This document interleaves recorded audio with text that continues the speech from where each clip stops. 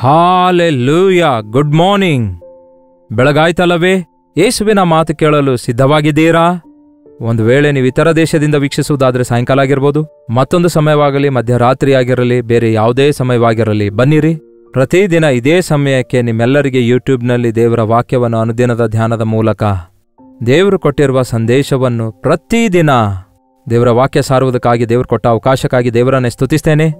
ವಾಕ್ಯ ಕೇಳಿ ದೇವರ ಉಪಕಾರ ಹೊಂದುತ್ತಿರುವ ನಿಮ್ಮೆಲ್ಲರಿಗಾಗಿ ಕೂಡ ದೇವರಿಗೆ ಮಹಿಮೆಯುಂಟಾಗುವ ಹಾಗೆ ಆತನನ್ನು ಸ್ತುತಿಸುತ್ತೇನೆ. ಬನ್ನಿರಿ, ಒಂದು ಚಿಕ್ಕ ಪ್ರಾರ್ಥನೆಯಿಂದ ಈ ದಿನ ದೇವರ ವಾಕ್ಯ ಕೇಳೋಣ. ಪರಿಶುದ್ಧ ದೇವರೇ, ನಿಮಗೆ ವಂದನೆಗಳು. ಮತ್ತೊಂದು ದಿನ ಕೊಟ್ಟಿದ್ದೀರಿ, ಮತ್ತೊಮ್ಮೆ ಮಾತಾಡಿರಿ ಎಂದು ಕ್ರಿಸ್ತನ ನಾಮದಲ್ಲಿ ಬೇಡುತ್ತೇವೆ ತಂದೆಯೇ, ಆಮೇನ್. ದೇವರು ಯಾವಾಗಲೂ ಮಾತಾಡ್ತಾರೆ ಪ್ರಿಯರೇ, ಆದರೆ ನಾವೇ ಅದನ್ನು ಕ್ಯಾಚಪ್ ಮಾಡ್ತಾ ಇಲ್ಲ. ಯಾವಾಗಲೂ ನೋಡಿರಿ ಪ್ರಿಯರೇ, ಆಕಾಶದಲ್ಲಿ ಆ ಒಂದು ವಾತಾವರಣವನ್ನು ಈ ದಿನ ಸ್ಯಾಟಲೈಟ್ಸ್ ಮೂಲಕ ಸಂದೇಶಗಳು ಹೋಗ್ತಲೇ ಇರ್ತವೆ. ಹಾಗೆಯೇ ಅನ್ಲೆಸ್ ಯು ಆ ಸೆಲ್ಫೋನ್ನಲ್ಲಾಗಲಿ, ಇಲ್ಲವೇ ಆ ಒಂದು ಟಿವಿಯಲ್ಲಾಗಲಿ, ಇಲ್ಲವೇ ಇಂಟರ್ನೆಟ್ನಲ್ಲಾಗಲಿ ನೀವು ಅದನ್ನು ವೀಕ್ಷಿಸಿ ಅದನ್ನು ರಿಸೀವ್ ಮಾಡಿಕೊಂಡ ಹೊರತು ನಿಮಗೆ ತಲುಪಲ್ಲ. But it is already there. ಹಾಗೆಯೇ ದೇವರು ಯಾವಾಗಲೂ ನಮ್ಮ ಮೇಲೆ ಆತನು ಶ್ರದ್ಧೆ ಉಳ್ಳಾತನಾಗಿದ್ದಾನೆ, ನಮ್ಮ ಮೇಲೆ ದೃಷ್ಟಿ ಇಟ್ಟಿದ್ದಾನೆ. ನಮಗೆ ಆಲೋಚನೆ ಹೇಳಿಕೊಡಬೇಕೆಂದು ನಾವು ಈ ಲೋಕದಲ್ಲಿ ಪತನವಾಗದಂತೆ ಪರಿಶುದ್ಧರಾಗಿ ಬದುಕುವ ಹಾಗೆ ಕರ್ತನ ಮೇಲೆ ನಾವು ಆಧಾರಗೊಂಡು ಆಧರಿಸಲ್ಪಡಬೇಕೆಂದು ದೇವರು ಕೋರುತ್ತಾರೆ. ಅದಕ್ಕೆ ನಮಗೆ ಪ್ರಾರ್ಥನೆ ಎಷ್ಟು ಅವಶ್ಯಕವಾಗಿದೆ, ಅದರ ಜೊತೆಗೆ ವಾಕ್ಯವನ್ನು ಕೂಡ ಓದಬೇಕು, ಅದನ್ನು ಧ್ಯಾನಿಸುವುದು ಮತ್ತಷ್ಟು ಅವಶ್ಯಕವಾಗಿದೆ. ಮತ್ತಾಯನ ಸುವಾರ್ತೆ 5ನೇ ಅಧ್ಯಾಯದಲ್ಲಿ ಏನಿದ್ದಿರುತ್ತೆ ಎಂಬುದಾಗಿ ಕೇಳುವುದಾದರೆ ಈಗಾಗಲೇ ನಿಮಗೆ ಗೊತ್ತಿದೆಯಾ? ಲೈವ್ ಚಾಟ್ನಲ್ಲಿ ಬಂದು ಆ ಅಧ್ಯಾಯದಲ್ಲಿ ಏನಿದೆ ಎಂದು ಟೈಪ್ ಮಾಡಿ ಹೇಳಿ. ಮತ್ತಾಯನ ಸುವಾರ್ತೆ 5ನೇ ಅಧ್ಯಾಯದಲ್ಲಿ ಪರ್ವತದ ಮೇಲಿನ ಪ್ರಸಂಗ ಎಂಬ ಒಂದು ಅಂಶದ ಮೇಲೆ ಯೇಸು ಹೇಳಿರುವಂತಹ ಧನ್ಯತೆಯ ಕುರಿತಾಗಿ ಬರೆಯಲ್ಪಟ್ಟಿದೆ. ಇಸ್ರಾಯೇಲ್ ದೇಶದಲ್ಲಿ ಧನ್ಯತೆಯ ಪರ್ವತ ಎಂಬ ಆ ಪರ್ವತದ ಮೇಲೆ ಯೇಸು ಎಲ್ಲಿ ಕೂತಿದ್ದಾರೋ, ಎಲ್ಲಿ ಕೂತ್ಕೊಂಡು ಈ ಸಂದೇಶ ಕೊಟ್ಟಿದ್ದಾರೋ ಆ ಸ್ಥಳದಲ್ಲಿ ಒಂದು ಆಲಯ ಕಟ್ಟಲಾಗಿದೆ. ಅಲ್ಲಿರುವಂತಹ ಒಂದು ದೊಡ್ಡ ಕಾರ್ಯ, ವಿಚಿತ್ರ ಕಾರ್ಯ ಏನೆಂದರೆ, ಆ ಸ್ಪಾಟ್ನಲ್ಲಿ ಕೂತ್ಕೊಂಡು ಮಾತಾಡುತ್ತಿರುವಾಗ ಪರ್ವತದ ಕೆಳಗಡೆ ಇರುವಂಥವರಿಗೂ ಕೂಡ ಕೇಳುವ ಹಾಗೆ ಒಂದು ಅನುಕೂಲತೆಯಾಗಲಿ, ಇಲ್ಲವೇ ಆ ಬ್ರೀಸ್ ಅನ್ನಬಹುದು, ಇಲ್ಲವೇ ಆ ಒಂದು ಶಬ್ದದ ರಿವರ್ಬ್ ಅನ್ನಬಹುದು. ಅದು ಎಷ್ಟು ಅದ್ಭುತವಾಗಿದೆ ಅಂದರೆ, ಅಷ್ಟೊಂದು ಸಾವಿರಾರು ಜನರಿಗೆ ಯೇಸು ಒಂದು ಮೈಕ್, ಸೌಂಡ್ ಸಿಸ್ಟಮ್ ಏನೂ ಇಲ್ಲದೆ ಪ್ರಸಂಗ ಮಾಡಿರೋದಾದರೆ ಅಷ್ಟು ಅದ್ಭುತವಾಗಿತ್ತು. ಆಯಾ ಸ್ಥಳಗಳಲ್ಲಿ ದೇವರು ಮಾಡಿರುವ ಬೋಧನೆಗಳು ಸಾವಿರಾರು ಜನರು ಕೇಳಿರುವುದಾದರೆ ಅದು ದೇವರ ಒಂದು ವಿಶೇಷವಾದ ಆ ವ್ಯವಸ್ಥೆಯಾಗಿದೆ. ಆ ಸ್ಥಳಕ್ಕೆ ನಾನು ಹೋದಾಗ ದೇವರನ್ನು ಎಷ್ಟೋ ಸ್ತುತಿಸಿದೆ. ನಮ್ಮ ಯೇಸು ಅಲ್ಲಿ ಕೂತುಕೊಂಡು, ಬೈಬಲೆಲ್ಲ ದೇವರ ವಾಕ್ಯವೇ ಆಗಿದೆ, ಆದರೆ ಯೇಸುವಿನ ಬಾಯಿಯೊಳಗಿಂದ ಬಂದಿರುವ ಮಾತುಗಳು ಕೆಲವೊಂದಿವೆ. ಪ್ರತ್ಯೇಕವಾಗಿ ಅವುಗಳನ್ನು ನಾವು ಗುರುತಿಸಬೇಕು. ಕೆಲವೊಂದು ರೆಡ್ ಲೆಟರ್ ಎಡಿಷನ್ ಎಂಬುದಾಗಿ, ಕೆಂಪು ಅಕ್ಷರದಲ್ಲಿ ಯೇಸು ಮಾತಾಡಿರುವ ಪ್ರಕಾರ ಯೇಸುವೆ ಮಾತಾಡಿದಂತೆಯೇ ಆತನ ಮಾತುಗಳನ್ನು ರೆಡ್ ಅಕ್ಷರದಲ್ಲಿ ಬರೆಯಲ್ಪಟ್ಟಿರುವ, ಇಲ್ಲವೇ ಪ್ರಿಂಟ್ ಮಾಡಲ್ಪಟ್ಟಿರುವಂತಹ ಬೈಬಲ್ ಈ ದಿನ ನಮಗೆ ಕನ್ನಡದಲ್ಲೂ ಬರ್ತಿವೆ. ಮೊದಲು ಇಂಗ್ಲಿಷ್ನಲ್ಲಿ ಮಾತ್ರ ಲಭ್ಯ ಇದ್ವು. ಅಂದರೆ ಅಷ್ಟು ಮಾತ್ರ ದೇವರ ಮಾತಂದ್ಕೊಳ್ಬೇಡಿ, ಬೈಬಲ್ ಎಲ್ಲವೂ ಕೂಡ ದೇವರು ಊದಿರುವ ಉಸಿರಾಗಿವೆ.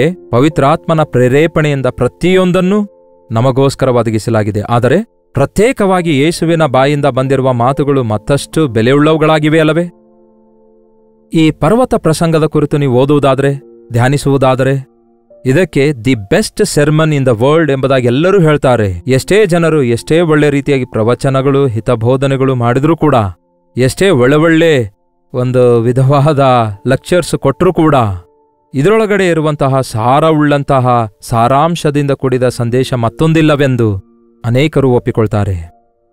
ಯೇಸುವಿನ ಮಾತುಗಳು ಜೀವದ ಬುಗ್ಗೆಯಾಗಿವೆ ಅಲ್ಲವೇ? ಆತನು ಮಾತಾಡಿದ ಹಾಗೆ ಯಾರೇ ಆಗಲಿ ಯಾವತ್ತೇ ಆಗಲಿ ಮಾತಾಡಲಾರರು ಎಂಬುದಾಗಿ ಆತನ ಹೆಜ್ಜೆಯ ಜಾಡಿಯಲ್ಲಿ ನಡೆದಿರುವ ಶಿಷ್ಯರು ಕೊಟ್ಟ ಸಾಕ್ಷಿ ಇದು. ಆತನ ಮಾತು ಕೇಳುವಾಗ ತಮ್ಮನ್ನು ತಾವು ಅವರು ಮರೆಯುತ್ತಾರೆ, ಆತನ ಮಾತುಗಳಿಂದ ಪ್ರಭಾವಿತರಾಗ್ತಾರೆ. ಆ ದಿನ ಅಷ್ಟೇ ಅಲ್ಲ, ಈ ದಿನವೂ ಕೂಡ ಯೇಸುವಿನ ಮಾತುಗಳೇ ನಿಮ್ಮನ್ನು ಆಧ್ಯಾತ್ಮಿಕವಾಗಿ ಬಲಪಡಿಸುತ್ತಿವೆ. ವಾಕ್ಯಾಧಾರವೇ ನಾವು ನಂಬಿಕೆಯಲ್ಲಿ ಅಭಿವೃದ್ಧಿಯನ್ನು ಹೊಂದುವ ಹಾಗೆ ಸಹಾಯಕರವಾಗಿರುತ್ತಿವೆ. ಇಲ್ಲಿ ನಾವು ಒಂದು ವೇಳೆ ನೋಡುವುದಾದರೆ, ನಾವು ಅನುದಿನದ ಧ್ಯಾನದಲ್ಲಿರುವುದರಿಂದ ಪೂರ್ತಿಯಾಗಿ ಎಲ್ಲವೂ ಧ್ಯಾನಿಸಲಿಕ್ಕಾಗೋದಿಲ್ಲ. ಆದರೆ ನಿಮಗೆ ಒಂದು ಪ್ರೇರೇಪಣೆ ಉಂಟಾಗುವ ಹಾಗೆ, ಮತ್ತೆ ಮತ್ತೆ ನೀವು ಓದಿ ಧ್ಯಾನ ಮಾಡುವ ಹಾಗೆ, ಒಂಥರ ಔಟ್ಲೈನ್ಸ್ ಮಾತ್ರ ಈ ಒಂದು ಸಂದೇಶದಲ್ಲಿ. ಮೊದಲ 12 ವಚನಗಳಲ್ಲಿರುವ ಸಾರಾಂಶವನ್ನು ಮಾತ್ರ ಒಮ್ಮೆ ಗಮನಿಸೋಣ ಬನ್ನಿ. ಆತನು ಆ ಜನರ ಗುಂಪುಗಳನ್ನು ಕಂಡು ಬೆಟ್ಟವನ್ನೇರಿ ಕೂತುಕೊಂಡನು. ತರುವಾಯ ಆತನ ಶಿಷ್ಯರು ಆತನ ಬಳಿಗೆ ಬಂದರು. ಆತನು ಅವರಿಗೆ ಉಪದೇಶ ಮಾಡಿದ್ದೇನೆಂದರೆ, ಆತ್ಮದಲ್ಲಿ ಬಡವರಾಗಿರುವವರು ಧನ್ಯರು, ಪರಲೋಕ ರಾಜ್ಯವು ಅವರದು. ದುಃಖಪಡುವವರು ಧನ್ಯರು, ಅವರು ಸಮಾಧಾನ ಹೊಂದುವರು. ಶಾಂತರು ಧನ್ಯರು, ಅವರು ಭೂಮಿಗೆ ಬಾಧ್ಯರಾಗುವರು. ನೀತಿಗೆ ಹಸಿದು ಬಾಯಾರಿದವರು ಧನ್ಯರು, ಅವರಿಗೆ ತೃಪ್ತಿಯಾಗುವುದು. ವಚನ 7. ಕರುಣೆಯುಳ್ಳವರು ಧನ್ಯರು, ಅವರು ಕರುಣೆ ಹೊಂದುವರು. ನಿರ್ಮಲ ಚಿತ್ತರು ಧನ್ಯರು, ಅವರು ದೇವರನ್ನು ನೋಡುವರು. ಸಮಾಧಾನ ಪಡಿಸುವವರು ಧನ್ಯರು, ಅವರು ದೇವರ ಮಕ್ಕಳು ಅನಿಸಿಕೊಳ್ಳುವರು. ನೀತಿಯ ನಿಮಿತ್ತವಾಗಿ ಹಿಂಸೆಯನ್ನು ತಾಳಿಕೊಳ್ಳುವವರು ಧನ್ಯರು, ಪರಲೋಕ ರಾಜ್ಯವು ಅವರದು. ನನ್ನ ನಿಮಿತ್ತವಾಗಿ ಜನರು ನಿಮ್ಮನ್ನು ನಿಂದಿಸಿ ಹಿಂಸೆಪಡಿಸಿ ನಿಮ್ಮ ಮೇಲೆ ಕೆಟ್ಟ ಕೆಟ್ಟ ಮಾತುಗಳನ್ನು ಸುಳ್ಳಾಗಿ ಹೊರಿಸಿದರೆ ನೀವು ಧನ್ಯರು. ಸಂತೋಷ ಪಡಿಯಿರಿ, ಉಲ್ಲಾಸ ಪಡಿಯಿರಿ, ಪರಲೋಕದಲ್ಲಿ ನಿಮಗೆ ಬಹಳ ಫಲ ಸಿಕ್ಕುವುದು. ಹಾಲೆಲ್ಲೂಯಾ. ಆರಂಭದಲ್ಲಿ ಹೇಳಿರುವ ಮಾತು, ಆತ್ಮದಲ್ಲಿ ಬಡವರಾಗಿರುವವರು ಧನ್ಯರು, ಪರಲೋಕ ರಾಜ್ಯವು ಅವರದು. ಈ ಲೋಕದಲ್ಲಿ ನಾವು ಜೀವಿಸುತ್ತಾ ಇರುವಾಗ ನಾವು ದೀನರಂತೆ ಜೀವಿಸುವುದಾದರೆ, ನಮಗೆ ಈ ಲೋಕದಲ್ಲಿ ಏನೇ ಇದ್ರೂ ಎಷ್ಟೇ ಇದ್ದರೂ ಈ ಲೋಕ ನಮಗೆ ಶಾಶ್ವತವಾದದ್ದು ಅಲ್ಲವೆಂದು, ದೃಶ್ಯವಾದವುಗಳೆಲ್ಲವೂ ಅನಿತ್ಯವಾಗಿವೆ ಎಂದು, ಅದೃಶ್ಯವಾದವುಗಳು ನಿತ್ಯವಾಗಿವೆ ಎಂದು, ಕ್ರಿಸ್ತನೊಂದಿಗೆ ಎಬ್ಬಿಸಲ್ಪಟ್ಟ ನಾವು ಮೇಲಿರುವವುಗಳ ಮೇಲೆಯೇ ದೃಷ್ಟಿಯಿಡಬೇಕೆಂದು, ಭೂಸಂಬಂಧವಾದವುಗಳನ್ನು ನಾವು ತೊಲಗಿಸಿ ಅವುಗಳ ಆಕರ್ಷಣೆಗೆ ಒಳಗಾಗದಂತೆ ತೊಲಗಿಸಿ ಬಿಡುವುದಾದರೆ ಪರಲೋಕ ರಾಜ್ಯವನ್ನು ನಾವು ಸ್ವಾಧೀನ ಮಾಡಿಕೊಳ್ಳಬಹುದು. ತನ್ನನ್ನು ತಾನು ತಗ್ಗಿಸಿಕೊಳ್ಳುವವನು ಹೆಚ್ಚಿಸಲ್ಪಡುತ್ತಾನೆ. ಯೇಸುವಿನ ಪದ್ಧತಿಯೇ ವ್ಯತ್ಯಾಸವಾಗಿದೆ. ತಗ್ಗಿಸಿಕೊಳ್ಳುವುದು ನಮ್ಮ ಕೆಲಸ, ಹೆಚ್ಚಿಸುವುದು ಆತನ ಕೆಲಸ. ಆತ್ಮದಲ್ಲಿ ಖಾಲಿಯಾಗಿರುವುದಾದರೆ ಪವಿತ್ರಾತ್ಮನಿಂದ ನಿಮ್ಮನ್ನು ತುಂಬಿಸುವುದಕ್ಕಾಗಿ ಆತನು ಆಶಿಸುವ ಆತನಾಗಿದ್ದಾನೆ. ಅದಕ್ಕೆ ಯಾವಾಗಲೂ ನಮ್ಮನ್ನು ನಾವು ತಗ್ಗಿಸಿಕೊಳ್ಳುವುದನ್ನು ಕಲಿಯೋಣ, ದೀನರಾಗಿರುವುದನ್ನು ಕಲಿಯೋಣ. ಯೋಗ್ಯತೆಗೆ ಮೀರಿದ ಆರ್ಭಟವಾಗಲಿ, ಜಂಬ ಕೊಚ್ಚಿಕೊಳ್ಳುವ ಮಾತುಗಳಾಗಲಿ, ಕೈಲಾಗದ ಕೆಲಸಗಳನ್ನು ನಾವು ಮಾಡದೆ, ನಾವು ನಮ್ಮ ಮುಂದೆ ಇರುವವರನ್ನು ನಮಗಿಂತಲೂ ಯೋಗ್ಯರೆಂದು ಪರಿಗಣಿಸೋಣ. ತಕ್ಕ ಸಮಯದಲ್ಲಿ ನಮ್ಮನ್ನು ಹೆಚ್ಚಿಸುವ ಹಾಗೆ ಆತನ ತ್ರಾಣವುಳ್ಳ ಹಸ್ತದ ಕೆಳಗೆ ತಗ್ಗಿಸಿಕೊಳ್ಳೋಣ. ಎರಡನೇದಾಗಿ, ದುಃಖಪಡುವವರು ಧನ್ಯರು, ಅವರು ಸಮಾಧಾನ ಹೊಂದುವರು. ಈ ಲೋಕದಲ್ಲಿ ದುಃಖ ಎನ್ನುವುದು ಎಲ್ಲರಿಗೂ ಇದೆ. ಆದರೆ ಯಾಕೆ ದುಃಖಪಡ್ತಿದ್ದೇವೆ? ವಸ್ತುವಾಹನ ಇಲ್ಲದಕ್ಕಾಗಿ, ಯಾರೋ ನಮ್ಮನ್ನು ಅವಮಾನಪಡಿಸಿದ್ದಕ್ಕಾಗಿ, ಏನೋ ನಮಗೆ ಬಾಧೆ ಉಂಟಾಗಿದ್ದಕ್ಕಾಗಿ, ಯಾರೋ ನಮ್ಮನ್ನು ಹಿಂಸೆಪಡಿಸುತ್ತಿರುವುದಕ್ಕಾಗಿ, ದೂಷಿಸುತ್ತಿರುವುದಕ್ಕಾಗಿ, ನಮ್ಮ ಮೇಲೆ ಅಪನಿಂದನೆ ಹೊರಿಸುತ್ತಿರುವುದಕ್ಕಾಗಿ, ನಮ್ಮನ್ನು ಕೀಳಾಗಿ ನೋಡುತ್ತಿರುವುದಕ್ಕಾಗಿ, ಇಂತಹ ಆಲೋಚನೆಗಳನ್ನು ನಾವು ಆಲೋಚಿಸಿಕೊಂಡು ಅವರು ನಮಗೆ ಬೈದಿದ್ದಾರೆ, ಅವರು ನನ್ನ ಮರ್ಯಾದೆ ತೆಗೆದಿದ್ದಾರೆ ಎಂದು ಬಹಳಷ್ಟು ಜನ ಅಳ್ತಾ ಇರ್ತಾರೆ. ಆ ದುಃಖಾಲ ಪ್ರಿಯರೇ ಇಲ್ಲಿರೋದು. ದೈವ ಚಿತ್ತಾನುಸಾರವಾದ ದುಃಖ. ನಮಗಿರುವ ಕಷ್ಟಗಳಿಗೆ ಕಾರಣ ನಾವೇ, ನಮಗಿರುವ ವ್ಯಾಧಿಗಳಿಗೆ ಕಾರಣ ನಾವೇ. ಅದು ದೇವರಿಂದ ಉಂಟಾಗಿದೆ ಅಂದುಕೊಳ್ಳಬಾರದು, ಅದು ಬೇರೆ ಯಾರಿಂದಲೋ ಉಂಟಾಯಿತು ಅಂದುಕೊಳ್ಳಬಾರದು. ನಮಗೆ ಮೇಲುಂಟಾಗಲಾರದಕ್ಕೆ ಕಾರಣ ನಮ್ಮ ಪಾಪಗಳೇ ಎಂಬುದಾಗಿ ವಾಕ್ಯ ಹೇಳ್ತದೆ. ನಾವು ಪಾಪ ಮಾಡುವಾಗ ಪಶ್ಚಾತ್ತಾಪ ಪಡುವುದಾದರೆ, ಪಶ್ಚಾತ್ತಾಪ ಅಂದರೆ ಕುಗ್ಗಿದ ಜಜ್ಜಿದ ಹೃದಯದಿಂದ ದುಃಖ ಪಡುವಂಥದ್ದು.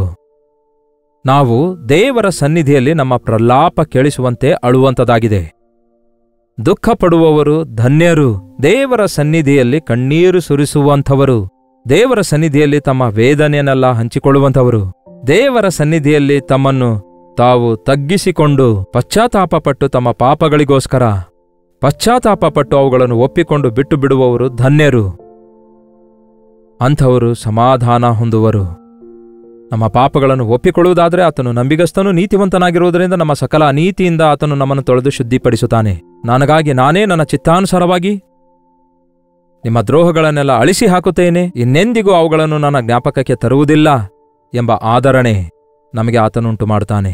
ಮೂರನೇದಾಗಿ ನೋಡುವುದಾದರೆ, ಶಾಂತರು ಧನ್ಯರು, ಅವರು ಭೂಮಿಗೆ ಬಾಧ್ಯರಾಗುವರು. ಈ ಮಾತು ಸ್ವಲ್ಪ ಪ್ರಾಕ್ಟಿಕಲ್ ಆಗಿ ನಾವು ಅರ್ಥ ಮಾಡಿಕೊಳ್ಳಲು ಕಷ್ಟವಾಗಬಹುದೇನೋ. ಆದರೆ ಸಾತ್ವಿಕತ್ವ ಅಂದರೆ ಏನು?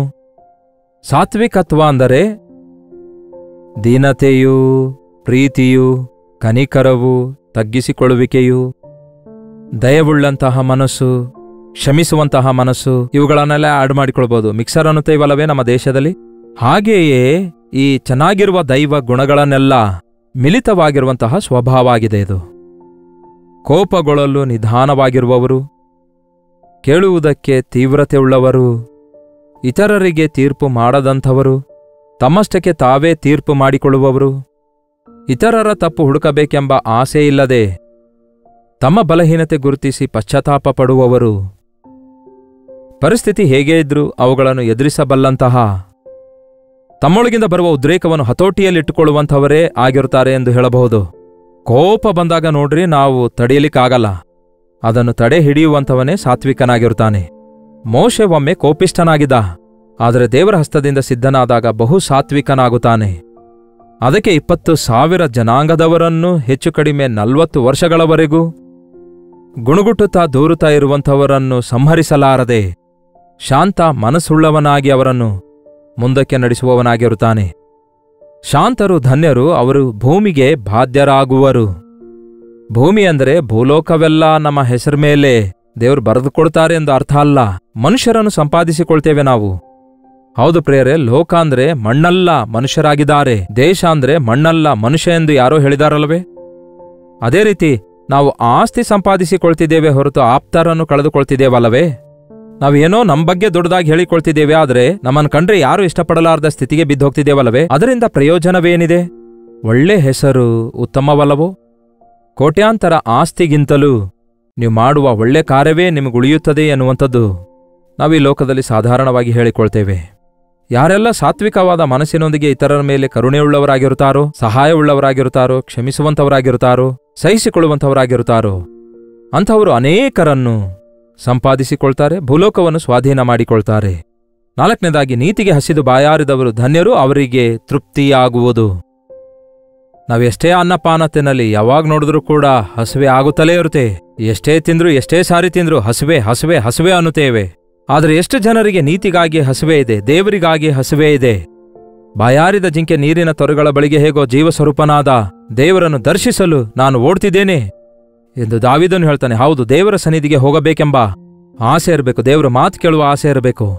ನಾನು ಕೊಡುವ ಆಹಾರವನ್ನು ಭುಜಿಸಲಾರದವರು ನನಗೆ ಯೋಗ್ಯರಲ್ಲ ಎಂದು ದೇವರು ಹೇಳಿದಾರಲ್ಲವೇ?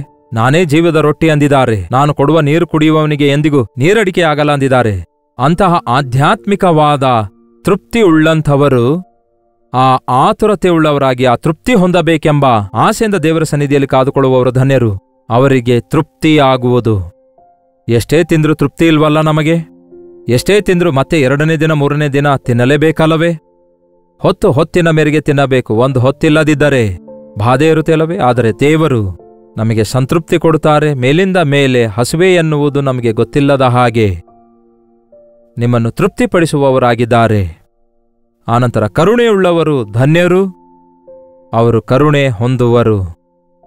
ಇತರರನ್ನು ಕನಿಕರಿಸಲಾರದೆ ನಾವು ಕನಿಕರಿಸಲ್ಪಡಬೇಕೆಂದು, ಇತರರನ್ನು ಕ್ಷಮಿಸಲಾರದೆ ನಾವು ಕ್ಷಮಿಸಲ್ಪಡಬೇಕೆಂದು, ನಾವು ಇತರರನ್ನು ಸಹಿಸಲಾರದೆ ಇತರರಿಂದ ನಾವು ಸಹಿಸಲ್ಪಡಬೇಕೆಂದು ಬಯಸುವವರಾಗಿರಬಾರದು. ನಾವು ಯಾವಾಗ ನೋಡಿದ್ರೂ ಇತರರಿಗೆ ತೀರ್ಪು ಕೊಡುವವರಾಗಿದ್ದೇವೆ, ನಮ್ಮನ್ನು ನಾವು ತೀರ್ಪು ಮಾಡಿಕೊಳ್ತಿಲ್ಲ.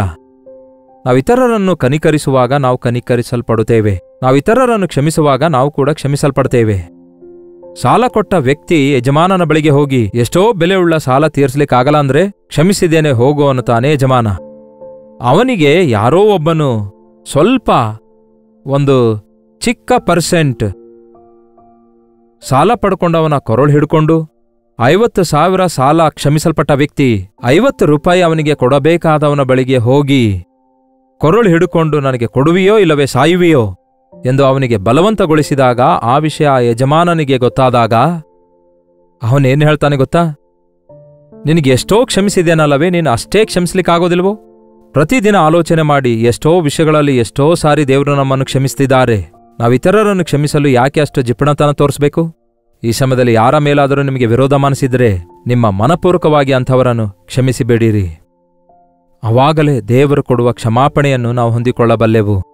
ನಿರ್ಮಲ ಚಿತ್ತರು ಧನ್ಯರು, ಅವರು ದೇವರನ್ನು ನೋಡುವರು. ದೇವರನ್ನು ನೋಡಬೇಕೆಂಬುದು ಎಲ್ಲರಿಗೂ ಆಸೆ ಇದೆ. ಆದರೆ ಪರಿಶುದ್ಧತೆ ಇಲ್ಲದೆ ದೇವರಿಗಿಷ್ಟಕರವಾಗಿರಲಿಕ್ಕಾಗಲ್ಲ. ಹೃದಯ ಶುದ್ಧಿ ಇಲ್ಲದೆ ಕರ್ತನನ್ನು ನಾವು ನೋಡಲಾರೆವು. ಸಮಾಧಾನಪಡಿಸುವವರು ಧನ್ಯರು, ಅವರು ದೇವರ ಮಕ್ಕಳು ಅನಿಸಿಕೊಳ್ಳುವರು. ಯಾವಾಗ ನೋಡಿದ್ರೂ ಕೂಡ ಸಿಟ್ಟಾಗುವವರು, ಜಗಳವಾಡುವವರು, ಭೇದ ವಿಭೇದಗಳುಂಟು ಮಾಡುವಂಥವರು ಗುಂಪು ಗುಂಪುಗಳಾಗಿದ್ದಾರೆ. ಅದು ಅಪವಾದಿಯಾದ ಸೈತಾನನ ಕೆಲಸ. ಆ ಸೈತಾನನ ಸಂಬಂಧಿಕರಿಗೂ ಅದೇ ಕೆಲಸ. ಆದರೆ ದೇವರ ಮಕ್ಕಳಾದ ನಾವು ತಂದೆಯೊಂದಿಗೆ ನಮ್ಮನ್ನು ಸಂಧಾನಪಡಿಸಿರುವ ನಮ್ಮ ಯೇಸುವಿನ ಹಾಗೆ ಮಾದರಿಯಾಗಿದ್ದು ನಾವು ಒಬ್ಬರನ್ನೊಬ್ಬರು ಸಮಾಧಾನಗೊಳ್ಳುವ ಹಾಗೆ ನಾವು ಒಬ್ಬರಿಗೋಸ್ಕರ ಒಬ್ಬರು ಏಕಮನಸ್ಸುಳ್ಳವರಾಗಿರುವ ಹಾಗೆ ನಾವು ಪ್ರಾರ್ಥಿಸಬೇಕಾಗಿದೆ. ಸಮಾಧಾನಕರವಾದ ಸುವಾರ್ತೆಯಿಂದಲೇ ಅದು ಸಾಧ್ಯ. ಸಮಾಧಾನಪಡಿಸುವವರು ಧನ್ಯರು, ಅವರು ದೇವರ ಮಕ್ಕಳಾಗಿರುವರು. ನೀತಿಯ ನಿಮಿತ್ತ ಹಿಂಸಿಸಲ್ಪಡುವವರು ಧನ್ಯರು. ಹಿಂಸೆಗಳು ಹೇಗೋ ಇರುತ್ತವೆ ಈ ಲೋಕದಲ್ಲಿ, ಆದರೆ ದೇವರ ನಿಮಿತ್ತ, ನೀತಿಯ ನಿಮಿತ್ತ ಹಿಂಸಿಸಲ್ಪಟ್ಟವರು ಧನ್ಯರು. ಅವರು ದೇವರ ಪರಲೋಕ ರಾಜ್ಯವನ್ನು ಅವರು ಸ್ವಂತ ಮಾಡಿಕೊಳ್ಳುವರು. ಹಲ್ಲೆಲೂಯಾ. ಈ ಲೋಕ ನಿಮ್ಮನ್ನು ದ್ವೇಷಿಸಿದರೆ ಆಶ್ಚರ್ಯಪಡಬೇಡಿರಿ. ಈ ಲೋಕವನ್ನು ನನ್ನನ್ನು ದ್ವೇಷಿಸಿ, ಅದೇ ನೀವು ಈ ಲೋಕದವರಲ್ಲದ್ದರಿಂದ ನಿಮ್ಮನ್ನೂ ಲೋಕ ದ್ವೇಷಿಸುತ್ತದೆ ಎಂದು ಯೇಸು ಮೊದಲೇ ಹೇಳಿದಾರಲ್ಲವೇ? ಅದಕ್ಕೆ ಯೇಸು ಹೇಳಿದಾರಲ್ಲವೇ, ನನ್ನ ನಿಮಿತ್ತ ಜನರು ನಿಮ್ಮನ್ನು ಹಿಂಸಿಸಿ ನಿಂದೆಗೊಳಿಸಿ ನಿಮ್ಮ ಮೇಲೆ ಕೆಟ್ಟದಾಗಿ ಸುಳ್ಳು ಮಾತಾಡುವುದಾದರೆ ನೀವು ಧನ್ಯರು. ಸಂತೋಷಪಡಿರಿ, ಉಲ್ಲಾಸ ಪಡಿರಿ, ನಿಮಗೆ ಪರಲೋಕದಲ್ಲಿ ಬಹಳ ಫಲ ಸಿಕ್ಕುವುದು, ನಿಮ್ಮ ಫಲವು ಅಧಿಕವಾಗುವುದು. ಹಲ್ಲೆಲೂಯಾ. ಪ್ರಾರ್ಥನೆ. ಪರಿಶುದ್ಧ ದೇವರೇ, ನಿಮಗೆ ವಂದನೆಗಳು. ಪರ್ವತದ ಮೇಲಿನ ನಿಮ್ಮ ಪ್ರಸಂಗವನ್ನು ಮತ್ತಷ್ಟು ಹೆಚ್ಚು ನಾವು ಧ್ಯಾನ ಮಾಡಿ ಜೀರ್ಣಿಸಿಕೊಳ್ಳುವ ಹಾಗೆ ಸಹಾಯ ಮಾಡಿರಿ. ನಿಮ್ಮ ಧನ್ಯತೆಯ ಮೇರೆಗೆ ನಾವಿರುವಂತೆ, ನಿಮ್ಮ ಆಶೀರ್ವಾದ ಹೊಂದಿ ನಾವು ಧನ್ಯರಾಗುವಂತೆ ಮಾಡಿರಿ. ಪರಲೋಕ ದೇವರ ಮಕ್ಕಳಾಗಿ ನಿಮಗೆ ಸಾಕ್ಷಿಗಳಾಗಿ ಈ ಲೋಕದಲ್ಲಿ ಜೀವಿಸುವಂತೆ ಸಹಾಯ ಮಾಡಿರಿ. ಪರಲೋಕಕ್ಕೆ ಬಾಧ್ಯರಾಗುವವರಲ್ಲಿ ನಾವು ಕೂಡ ಇರುವಂತೆ ಸಹಾಯ ಮಾಡಿರಿ. ನಿಮ್ಮ ನಿಮಿತ್ತ ನಿಂದೆ ಅವಮಾನಗಳನ್ನು ಸಹಿಸಿಕೊಂಡು ಕ್ಷಮಿಸಿ ನಮ್ಮ ಹೃದಯ ಶುದ್ಧವನ್ನು ಕಾಪಾಡಿಕೊಂಡು ನಿಮ್ಮ ಬರೋಣಕ್ಕಾಗಿ ಕಾದು ಎದುರು ನೋಡಲು ಸಹಾಯ ಮಾಡಿರೆಂದು ಕ್ರಿಸ್ತನ ನಾಮದಲ್ಲಿ ಬೇಡುತ್ತೇವೆ ತಂದೆಯೇ. ಆಮೇನ್. ತಂದೆಯಾದ ದೇವರ ಪ್ರೀತಿಯೂ ಮಗನಾಗಿರುವ ಕ್ರಿಸ್ತನ ಕೃಪೆಯೂ ಆದರಣೆಕರ್ತನಾದ ಪವಿತ್ರಾತ್ಮನ ಸಹವಾಸವು ಕೂಡಿ ಬಂದಿರುವ ನಮ್ಮೆಲ್ಲರ ಸಂಗಡ ಇಂದಿಗೂ ಸದಾಕಾಲಕ್ಕೂ ನೆಲೆಯಾಗಿರಲಿ. ಆಮೇನ್. ದೇವರಿಗೆ ಸ್ತೋತ್ರ. ನಿಮ್ಮ ಪ್ರಾರ್ಥನಾ ಮನವಿಗಳನ್ನು 8939731313 ನಂಬರ್ಗೆ ಹಾಗೂ ಇತರ ದೇಶದಿಂದ ವೀಕ್ಷಿಸುವುದಾದರೆ ಕೊಡಲ್ಪಟ್ಟ ಇದೇ ನಂಬರ್ಗೆ ಒಂದು ಟೆಕ್ಸ್ಟ್ ಆಗಲಿ ವಾಯ್ಸ್ ಮೆಸೇಜ್ ಮುಖಾಂತರ ವಾಟ್ಸಪ್ ಕಳಿಸಿಕೊಡಿರಿ. ನಾವು ಪ್ರಾರ್ಥಿಸ್ತಿದ್ದೇವೆ, ನೀವು ಕೂಡ ಪ್ರಾರ್ಥಿಸಿರಿ. ತಪ್ಪದೆ ನಮ್ಮ ದೇವರು ನಮ್ಮ ಪ್ರಾರ್ಥನೆಗೆ ಉತ್ತರಿಸುತ್ತಾರೆ. ಕರ್ತನ ಚಿತ್ತವಿರುವುದಾದರೆ ಮತ್ತೆ ನಾಳೆ ಇದೇ ಅನುದಿನದ ಧ್ಯಾನದಲ್ಲಿ ಮತ್ತೆ ಭೇಟಿಯಾಗೋಣ. ಅಲ್ಲಿವರೆಗೂ ದೇವರ ಮಹಾಕೃಪೆ ನಿಮ್ಮೆಲ್ಲರೊಂದಿಗಿರಲಿ.